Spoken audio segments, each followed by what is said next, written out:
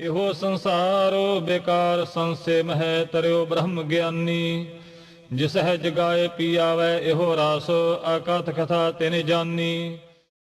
Vaheguru Ji Ka Khalsa, Vaheguru Ji Ki Fateh. Welcome to lesson 15. So here we're still sticking with the Rag Gauri Puri Mehla Panjwa Shabad, the last Shabad in Sohila. So now we're looking at these two lines for this lesson, Eo Sansar and then Jisse Jagai.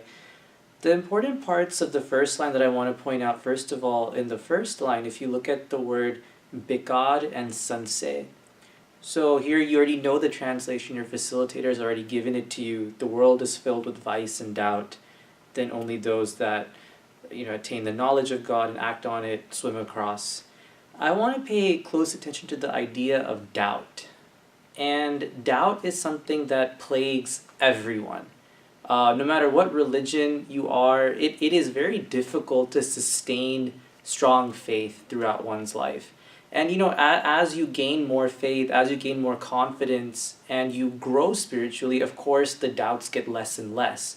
But in the beginning especially, if you're starting your spiritual journey, doubts are extremely common. And, they could come from within. Maybe one day you wake up and suddenly something you've been doing, you start questioning it. Or, even more commonly, it comes from the people you surround yourself with. Other people, your friends, your family, they raise questions regarding your faith. Oh, why do you do this? Or why do you do that? What's the point of this? What's the point of that? And once in a while, or maybe more than once in a while, those questions create doubt within you. And you start questioning yourself, why am I doing this? Maybe this isn't the right thing to do. Yeah, that's true. Maybe my friend is making sense. Maybe I am wasting my time. So doubts are extremely common. And again, they affect everyone. So the key here is to understand how can we overcome doubts. Guru Sahib writes here that the world is filled with vice and doubts. But then only a person that attains that knowledge of God, and once that knowledge is attained, those doubts go away. And once the doubts go away, there's only complete faith. There's only complete faith, and that allows you to act on that faith. So the key question that we want to try to figure out here is, how do we get over doubt? And there's two main solutions that the Guru provides us in Gurbani. The first solution is having a very strong Sangat. Having a Sangat, a group of people, media, literature, videos around you that answer your questions. So if a doubt comes up within Sikhi, about Sikhi, why do we do this, or what's the point of that? Hopefully you will have a Sangat, you'll have people to go to that you can get these questions answered. As a result, once you get a satisfactory answer, those doubts are put away. So, being part of this class, you already have a great Sangat to get answers from. We at USM are here to provide answers for you to help clear your doubts. And if we can't do that, we know plenty of other people that can. So in terms of Sangat, you already are in a great position that you have access to a great Sangat that can provide you answers regarding Sikhi. But if that's not enough, if your Sangat cannot overcome your doubts for you based on what they can provide, then Guru Sahib also, of course, resorts to Ardas, that asking Vaheguruji, asking the Guru to please get rid of my doubts. And there are so many Shabads, so much Bani written in the Guru Granth Sahib that specifically tackles the issue of doubt, in which the Guru asks God, for our sake, to get rid of doubt. The word dolan is used a lot. Dolan te rakho Prabhu. Right? The idea that, oh God, please stop me from questioning, stop me from wandering, stop me from having these negative thoughts about Sikhi, about the Guru, about my faith. Please keep my faith fully intact. Don't let it wander, don't let it waver. And in the second line, it's important to look at the idea of jagai, the idea to wake up. And not literally wake up, of course, but spiritually wake up. And I want to point your attention to page 63 of your workbook, your course workbook. If you look at the this diagram here that I've done for you guys, this sort of, in essence, comes off of this line, but summarizes Sikhi in general, the point of life according to Sikhi. We have here the purpose of life according to Sikhism. And if you look at it, at the bottom here, there's a line for regular people. And that's where the vast majority of us are at this point in our lives. We are regular people in that, we don't actively go out to hurt others, but at the same time, we are nowhere close to being perfect people. We are people that are kind to each other for the most part, try to help each other here and there, but at the same time, we don't go crazy out of our way to do it. We don't focus on these things. Instead, we focus on our day-to-day activities, on our job, on school, on our relationships, on, having fun, having a good time, having a regular life. You go on vacations, you go to a party, you hang out with your friends. Just a very regular, nothing really special. Just a regular life where you're having regular joys, regular sadness, nothing too nothing too sad or nothing too happy, just a very normal average life. That's where the majority of people are in this world. They're on this line of regular people. So that's where we'll start here.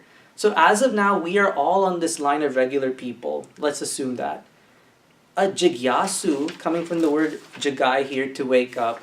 In Sikhi, jigyasu refers to the idea of an awakened person, a spiritually arised person, who attempts to rise above this line of regular people and reach God.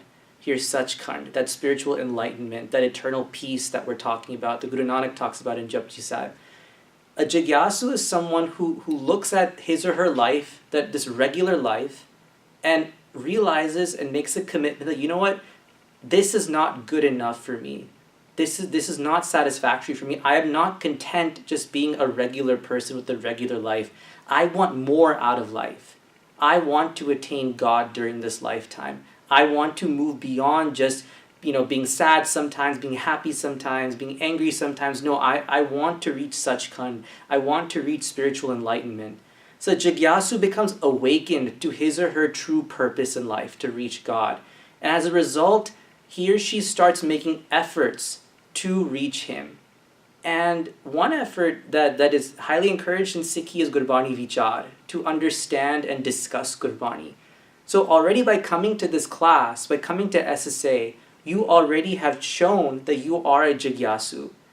But obviously you see here that the line is quite, it's pretty tall. So different people are on different points in this line. Maybe someone is very high up as a jigyasu, has done a lot. Maybe someone has just started becoming a jigyasu and is still towards the bottom. But again, all of you are jigyasus because you have taken this effort to learn and try to understand Gurbani. But then people ask Guru Nanak Sahib, you know what, we understand that people are regular, but what do you call these regular people? Is being regular okay? And Guru Nanak Sahib had very strong words in response. He called regular people living on this line mritak, meaning dead people. And when the Sangat heard that response, they asked Guru Nanak Sahib, well, how can you call them dead when they're walking, when they're breathing, when they're living? They're not dead, they are walking. Their hearts are beating, their minds are thinking, they're walking around, they talk, they understand. How could they be dead? And Guru Nanak Sahib refers to them as spiritually dead. Mritak refers to someone that is spiritually dead inside. So Guru Nanak Sahib refers to people on this line that have not made an effort to rise above as spiritually dead. That they're not even alive. Only a jigyasu becomes alive because he realizes that he does not want to stay as a mritak, as a regular person. So it's important to connect that back to the line in Soila here, that those jigyasus, those that become awakened, jisse jagai, they are the ones that taste the bliss of God's name. They are the ones that get all the benefits of spiritual enlightenment because they want to rise above regular life. They no longer want to be a mritak. They no longer want to be a spiritually dead person. So I encourage you guys, during this class and after this class is over, to continue this journey of a jigyasu. That if you find yourself, you're on the bottom of that arrow, do more things to get higher. Learn Kirtan and Rag. Start doing Nitnem. Keep Rehet. Go do more Seva. Start climbing the arrow up more. And no matter where you are on the arrow, there's always room to go higher. So I encourage you guys, you've taken the great first step of coming to Gurbani study, to coming to SSA, being part of USM, but take even more steps to climb higher up in that ladder. And the discussion, again, is based off of this diagram. Hopefully, by talking to each other, you'll help each other figure out what steps you can take to climb this arrow, climb this ladder. And with that, I will see you next week. Vaheguru Ji Ka Khalsa, Vaheguru Ji Ki Fateh.